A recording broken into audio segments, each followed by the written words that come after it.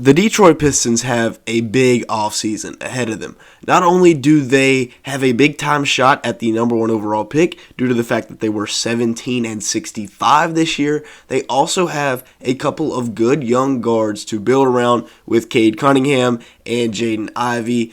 Cade obviously missing the majority of this year. And then they have some interesting trade/free agency decisions to make because they have a million centers on the team. All of them are young and somewhat promising. So we're going to be looking at that in today's video, as well as the Pistons offseason as a whole. So make sure to like button and leave me a comment down below. This will really help us out in the YouTube algorithm. Now let's go ahead and get started here with an offseason preview for the Detroit Pistons. Obviously, the number one thing is Cade being back healthy next year. That's going to be huge.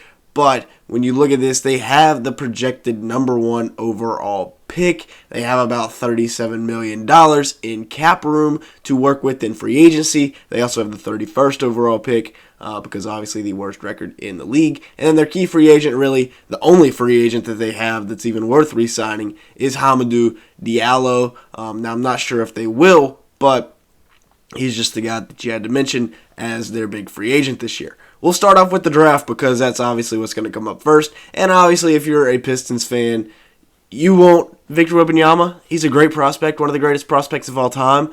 I just wonder about the fit. You've already got 4 other young big men, and you're going to have to trade one of them. Now, does fit even matter when you're getting Victor Webenyama? Probably not. He is that good that you just throw fit out the window at that point.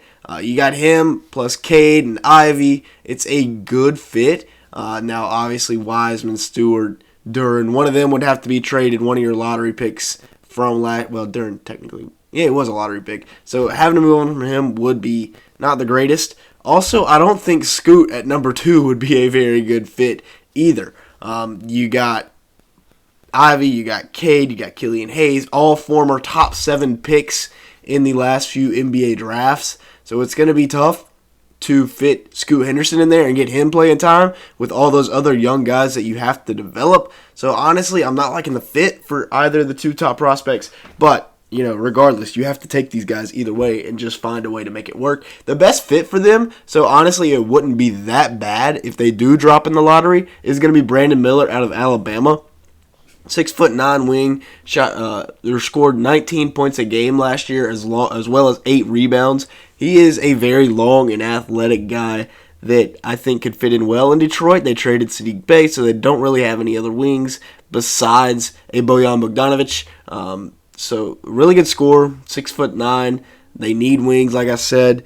He'd be a nice addition. Now, obviously, some legal troubles, so that's never good, but Brandon Miller's a guy that I think the Pistons should look into. Maybe it's a blessing in disguise if they do drop in the lottery. Now, the 31st overall pick, here are a few candidates I came up with, just knowing that they need some wing depth. Terrence Shannon out of Illinois can score it. Started his career at Texas Tech, scored it there. Transferred to Illinois, scored it there. Big guy at 6'7", and he's really built, very strong.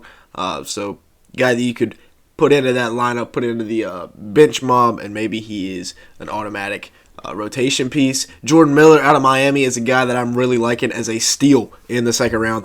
I think he's a NBA-ready player from day one, a guy that you can plug into your rotation, and he looks like a vet already. A guy that really helped Miami on their run to the Final Four, very underrated, and he shot up draft boards. And then another guy that shot up draft boards in March was Connecticut's Andre Jackson Jr. Big, I almost said Jaren Jackson Jr., but a great passer, just a facilitator, and a great defender on the court. So he's another guy that you could pick up there in the later part of the draft. Now, should they trade one of these guys? Marvin Bagley averaged 12 points, 6.4 rebounds this year. Like I said, there's just a logjam at center for the Pistons. He shot at 53% from the field, 29% from 3. He's a very, very good young guy. Well, not very, very good, but he's a good young guy. Jalen Duren, former lottery pick, averaged 9-9 this year as a rook, so not a bad year for him. His efficiency was all right, 64%, so yeah, all right, saying that sarcastically. 25 minutes per game for him, although he mainly just shot inside shots. Not much of a range to his game. Isaiah Stewart, 11.3 points and about 8 rebounds per game. 44% from the field, 33% from three, actually expanding the range a little bit there for him. James Wiseman averaged 12.7 points and 8.1 rebounds. So they're all kind of similar. They all have very similar numbers. Duren, the youngest one, obviously, Wiseman, a former number 2 overall pick. Bagley, a former number 2 overall pick. They got a lot of former high picks. Now, talking about free agency, they have $37 million and 2 roster spots. If they bring back Hamidou Diallo, they have 1 roster spot, and you don't want to run it back with a team that just won 17 games. So let's take a look at some targets here. First with Josh Richardson averaging 10 points per game, 2.7 rebounds, 2.7 assists. He had a decent year this year for the Spurs and Pelicans. Played much better for the Spurs before getting dealt to the Pels, and he didn't have the greatest of seasons there, but he is a very good wing. 43% from the field, 37% from 3, 1.1 steal. He's got good... He'll be a good veteran. He's got good experience, and then good defender and can knock down the 3. The Pistons need 3-and-D wings, like we've been talking about all video. Kelly Oubre Jr., another guy. I don't want my Hornets to let go of him, but if they do, the Pistons should swoop in. 20 points a game this year, 5.2 rebounds, 1.1 assists a night. Oubre, even though he's bounced around the league, is still not that old. Now, he was a bit inefficient this year, 43% from the field, 32% from 3 in 32 minutes a game. But this is a guy that I feel like could really, really help the Pistons out as a starter, as a 6-man, wherever they want to use him. Both of these guys, I feel like, could really, really complement this Pistons young core. The lineups are as follows: Cade Cunningham, Jaden Ivey, Brandon Miller, Marvin Bagley, the third, and then James Wiseman. That's kind of saying that they fall down a little bit in the lottery. Maybe somebody else gets Webenyama. You end up with... Although Cade and Webenyama would be a very fun duo to watch, I think with Cade, Jaden Ivey, very, very good young backcourt. Wiseman and Marvin Bagley is a good young frontcourt. They continue to grow. They're both still so young. I mean, they come out of college at 18 these days, and by the time they're 22, they're still as young as some other rookies in the NBA. You still got to give them time to develop.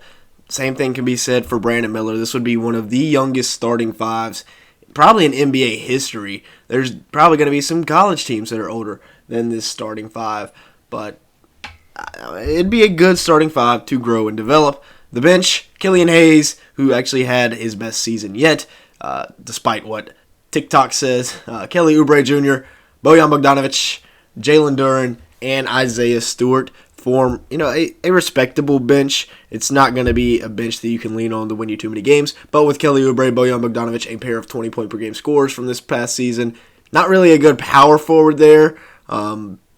Maybe you can find one. I mean, maybe Isaiah Stewart. He doesn't really defend on the perimeter, doesn't really stretch his game out, but maybe he can do that a little bit. It would be a pretty decent defensive lineup with Duren, Stewart. I'm not sure how they play at the same time together, but also Kelly Oubre, Killian Hayes. Not a bad defensive lineup there. And then the others that you could plug in, Alec Burks, still a good veteran. Josh Richardson, same thing can be said about him, a good veteran. Jordan Miller could be the guy that you plug in at the backup 4, or it could be Isaiah Livers. Either one of these guys could be plugged in at the backup 4 if you want to, move on from one of those young bigs. Hamidou Diallo, if you do re-sign him, he could be a guy that could come in off the bench. So a lot of options here for the Pistons. The thing that they need to do, though, is just address that wing situation that they have where they don't have enough. But with that being said, that's going to be it for today's video. Thanks so much for watching. Make sure to like button and leave me a comment down below, as it really helps us out in the YouTube algorithm. And with all that being said, thank you so much for watching today's video.